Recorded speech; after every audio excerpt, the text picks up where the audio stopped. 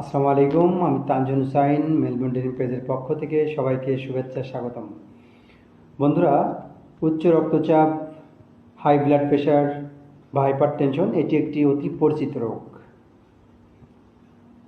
সময় মতো এই রোগের নির্ণয় এবং চিকিৎসা না করলে হার্ট অ্যাটাক এবং ব্রেন স্ট্রোকের মতো মারাত্মক সমস্যার সৃষ্টি হতে পারে। বয়সুদ্ধ পেশেন্টদেরকে এই সমস্যা বেশি হয়ে থাকে এবং অধিকাংশ উচ্চ রক্তচাপ পেশেন্টরা জানেন না যে তারা এই রোগে আক্রান্ত হয়ে থাকেন।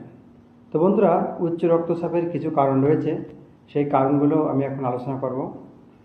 কারণগুলো হলো ওজন বেশি হওয়া, অতিরিক্ত লবণ খাওয়া, অতিরিক্ত মদ পান করা, পর্যাপ্ত পরিমাণ শারীরিক পরিশ্রম না করা, ধূমপান করা, রাতে একটানা 6 থেকে 8 ঘন্টার কম ঘুমানো, বয়স 65-র বেশি হওয়া, এছাড়া জেনেটিক কারণ থাকা।